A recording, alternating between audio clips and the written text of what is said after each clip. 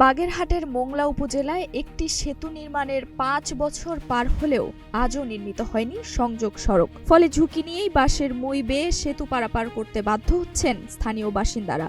এতে প্রতিনিয়ত ঘটছে দুর্ঘটনা। দ্রুত সংযোগ সড়ক নির্মাণের দাবি জানিয়েছেন এলাকাবাসী।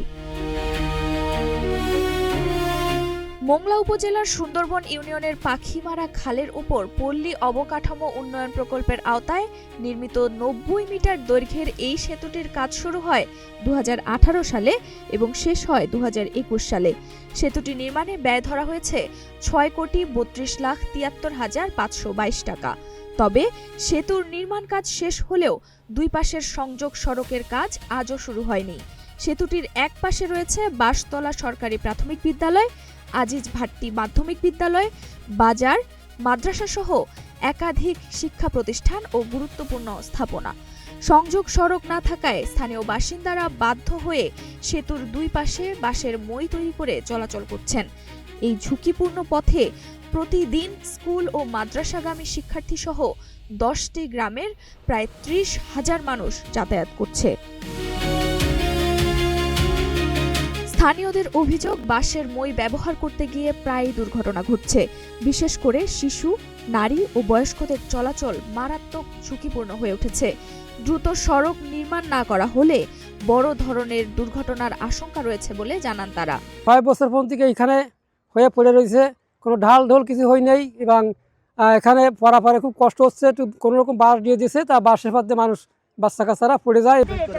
অনেক কষ্ট হয়, কিন্তু অনেক ঝুঁকিও থাকে, পড়ে গেলে হাত পা ভেঙে যাবে।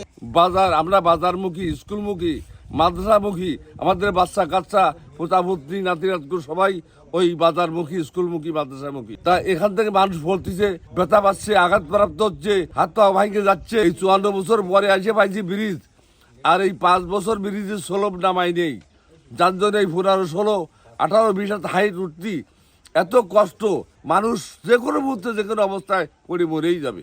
এদিকে স্থানীয় সরকার প্রকৌশল অধিদপ্তর বলছে, জমি অধিগ্রহণ সংক্রান্ত জটিলতার কারণে এখনো সংযোগ সড়ক নির্মাণ করা সম্ভব হয়নি। তবে বিষয়টি সমাধানের উদ্যোগ নেওয়া হচ্ছে বলে জানান সংশ্লিষ্ট কর্মকর্তা। 90 মিটার একটা ব্রিজের কাজ অনেক আগে শেষ হয়েছে, কিন্তু জমি অধিগ্রহণ সংক্রান্ত জটিলতার কারণে আমরা অ্যাপ্রোচ রোডে নির্মাণ কাজটা শেষ করতে পারি নাই বিধায় এলাকার মানুষজন দুর্ভোগ হতে হচ্ছে। এই জন্য আমরা আন্তরিকভাবে দুঃখিত।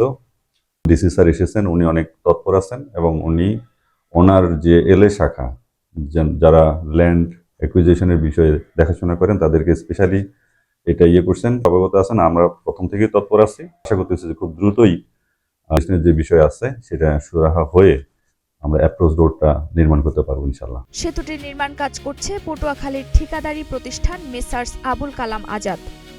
নুসরাত জাহান জেরিন, নাগরিক প্রতিদিন।